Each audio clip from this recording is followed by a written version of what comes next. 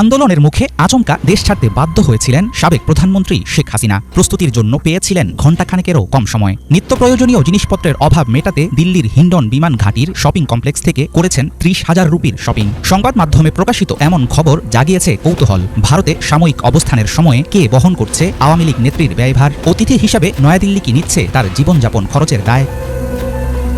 আন্তর্জাতিক বাজারে ডলারের বিপরীতে পড়তির দিকে টাকার মান। বাংলাদেশিদের জন্য আগের তুলনায় অনেক ব্যয়বহুল প্রবাসে জীবনযাপন। বিদেশের মাটিতে অনুমোদিত উপায়ে অর্থসম্পদ জমানো কিংবা বাড়িগাড়ির মালিকানা নিয়ে কোনো তথ্য দেননি সাবেক প্রধানমন্ত্রী শেখ হাসিনা। সেক্ষেত্রে বর্তমানে ভারতে বসবাস ও পরবর্তীতে কোনো দেশে রাজনৈতিক আশ্রয় নিলে সেখানকার ব্যয় কোত্থেকে মেটাবেন সেটা নিয়ে দেখা দিয়েছে প্রশ্ন। সুনির্ধারিত কোনো শরণার্থী নীতি না থাকায় আশ্রিত অতিথির ব্যক্তিগত খরচ বহনের দায় নিতে বাধ্য নয় মোদী সরকার।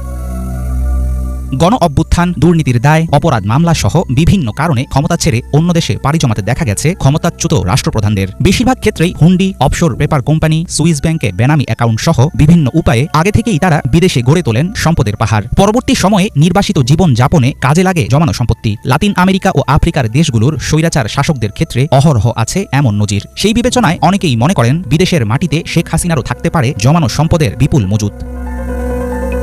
২০০৯ সাল থেকে ২০২৪ সাল পর্যন্ত একটানা বাংলাদেশের ক্ষমতায় ছিলেন শেখ হাসিনা। ১.৫ দশকের শাসনামলে তার বিরুদ্ধে রয়েছে ব্যক্তিগত সম্পত্তির পাহাড় গড়ার অভিযোগ। প্রধানমন্ত্রী হিসাবে বেতনের পরিমাণ ছিল আনুমানিক ১,১৫,০০০। ২০২৩ সালে নির্বাচন কমিশনে দেয়া হলফনামা অনুযায়ী হাসিনার মোট সম্পদের পরিমাণ ৪,৩৬,০০,০০০ টাকা। খাতওয়ারি আয়, বাড়ি ভাড়া, ফিক্সড ডিপোজিট, সঞ্চয়পত্র সহ সব মিলে হাসিনার প্রকাশ্য অর্থবিত্তের পরিমাণ আকাশ ছোঁয়ানা। সেক্ষেত্রে প্রবাসে থাকা ছেলেমেয়ে ও আত্মীয় স্বজনই কি হাসিনার আসল ভরসা? যুক্তরাষ্ট্রের ওয়াশিংটন ভিত্তিক গবেষণা প্রতিষ্ঠান গ্লোবাল ফিনান্সিয়াল ইন্টিগ্রিটির একটি প্রতিবেদন অনুযায়ী ২০০৯ সাল থেকে ২০১৪ সাল পর্যন্ত বাংলাদেশ থেকে পাচার হয়েছে $৪,৯৬৫ কোটি।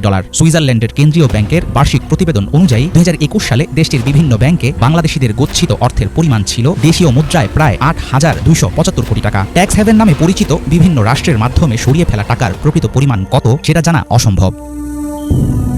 ১.৫ দশকের ক্ষমতাকালে বাংলাদেশ থেকে বিপুল অর্থ পাচারের দায় এড়াতে পারবেন না সাবেক সরকার প্রধান শেখ হাসিনা। তার ঘনিষ্ঠজনদের বিরুদ্ধে রয়েছে বড় বড় মেগা প্রজেক্ট থেকে টাকা হাতিয়ে বিদেশে পাচারের অভিযোগ। মসনদ হারানোর ভয়ে আগে থেকেই স্বৈরাচারী শাসকেরা গুছিয়ে রাখেন ভবিষ্যতের সম্বল। সেই হিসাবে ধরে নেওয়া যায় শেখ হাসিনার রয়েছে বিশ্বের উন্নত কোনো দেশে আরাম আয়েশে জীবন কাটানোর আর্থিক সামর্থ্য।